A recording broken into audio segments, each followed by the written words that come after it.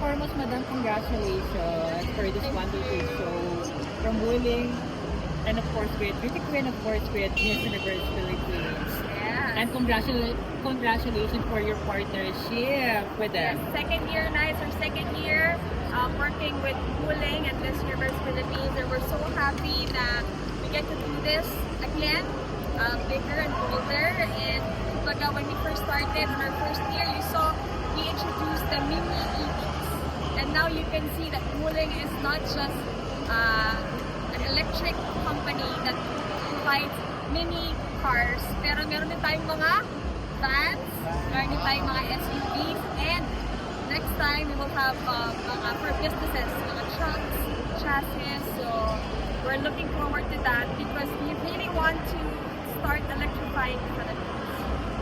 How can they order po? How can they order sa mga bagong Wuling cars? Ako, ang dami na, lalo na yung vans. Actually, we are quite surprised that most of our reservations are the vans. Siguro kasi nga, in the Philippines kasi, talagang we have big families. So we need more seats. And apart from that, actually marami din ng mga business owners who wanted to switch to electric, and they got our cargo vans naman. Congratulations for the very much successful Wuling Day with the University.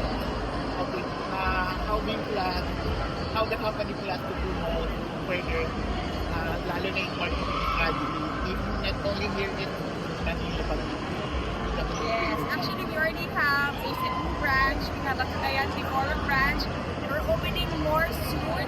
Actually, we are not just marketing it through the cars, no, not just the savings, but actually it's really being sustainable.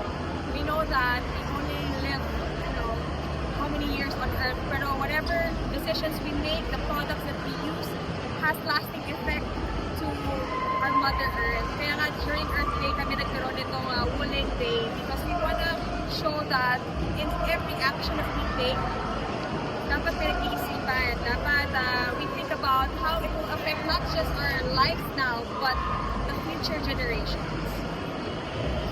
Madam, last edition ng Miss Universe Philippines, our Chelsea Manalo received a Wuling car. Yes. So this year, ma'am, the same did ba for the winner? Yeah, so may mga awards tayo, no? Every time we have activities. So today we awarded our Queen of the Tribe, yung mga sa runway. But we also have ito upcoming. I hope you guys would support and watch our mini series. It's the Tribe to the Crown. So it's a 3-part series wherein the girls will be in a different 3 sets of photo challenges. So mapapanood niyo yan at may mga winners din tayo per challenge. But apart from that, of course, Miss Universe Philippines winner will get to take home a brand new Wuling car. Wow! Pasabog! Of course. Madam Shamsi, ano po ba yung magiging mechanics for those na magiging winner ng Wuling Philippines? Ay, Mechanics for example, gusto mo manalo. requirements. Hindi, sa mga No, beauty queens. the girl that will be crowned as Miss Universe Philippines automatically wins the car. Hindi siya si Miss Wuling. But we will have a separate award for Miss Wuling. That girl will take home a cash prize. Yung cash prize, hindi ako sure. We'll check with my partners kung magkano. Pero it's a separate award yung Miss Wuling. Just like last year, we have a different Miss Wuling. And then the one that brought the car is our Miss Universe Philippines. So, can we expect ba, like last year, nagkaroon kayo ng photo shoots sa mga cars? Yes! Merong sa tatlong sets naman. Different naman. If before, medyo kailangan mag-balance. Now naman sa different take. So, there's 3 sets. And that will be shown after the whole week.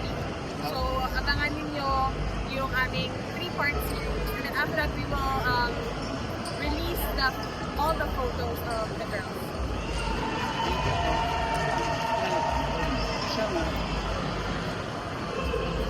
Okay, madam, ongoing yung campaign ngayon. So, message mo to all your supporters in Pasig City, especially in District 1? Yes, to all Pasigueños, I am very much grateful for the opportunity to be of service to all of you.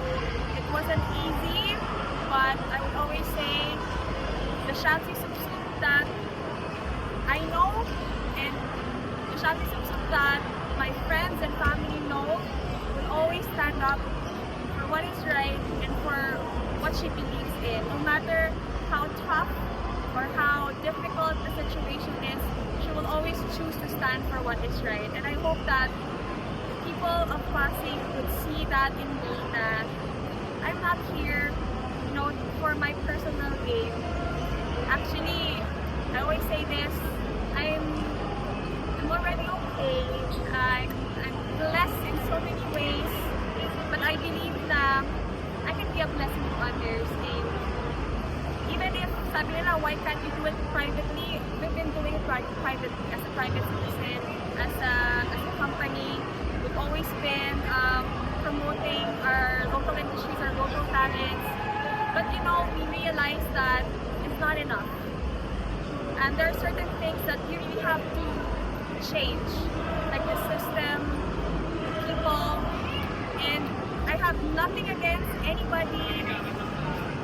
Sabi ko nga, I'm just focused on my goal, my vision, and it's not about me.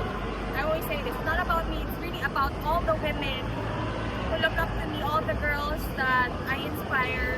I hope that I'll be able to continue to inspire them. And as the only woman running as the council in Pasig City, I took it upon myself to be the voice of all the Pasigueñas out there na lalaban tayo, hindi tayo papatalo. Yeah. Miss Shanti, anything that we can expect from the Grand Coronation? Are there going to be twists? Yes, Pasabog. actually, ang dami ng announcements. Nakita niyo yung mga hosts, performers, and a lot more. I'm so excited also, and I'll have a part of to perform. Pero siguro this year is gonna be different for me as well. Alam naman natin there were changes, but I'm very happy that I still get to do a lot of things with Miss Universe Philippines, and you'll get to see me more in the next few weeks. Yay! Congratulations po! Miss Shanti, last na lang, ano po yung message mo kay Miss Ariela Arida, of course, Yes! sa pinasahan mo as Yes! National Director? So Ara Arvida of Laguna. No, I wish you all the best, all the love. For the past how many years, no, it's not been easy, but it was really challenging. But I know na kayang-kaya ng isang Ara Arvida. I believe that she has what it takes to lead the organization, and sabi ko nga, I'm always just here if you need any advice, if you need, you know, somebody to talk to. Lagi naman ako nandito lang, suporta always for Miss Universe Philippines. Yes, thank Thank you you! so much! And congratulations Congrats, po! madam! Happy holidays na kayo. Love set! So to really push for our goal to electrify the Philippines, we'll link Philippines together with our partners, Robinson's offices. We are targeting to donate 2,000 charging stations all over the Philippines. Actually, we already started. We have 10 charging stations up and running at Bridgetown, Quezon City, and we hope to open more in the next few months. And for now, it's totally free for all Wuling car owners and other EV car owners, because they really wanted to address most of the concerns of buyers, especially those who live in condominiums na wala silang access to sockets. Kasi, you know, the convenience of the electric vehicles now is that you can charge anywhere, like any 220 volts. Hindi mo na kailangan ng special linya ng kuryente para ma-charge yung sasakyan mo. Ganyan siya kadali. It's like just charging your cell phone. But of course, we know in the city, not everybody lives in a house, or not everybody has an access direct from their garage to a socket. That's why we're really pushing on putting up a lot more of the charging stations para maging mas accessible siya for those who want to switch with EV. Okay.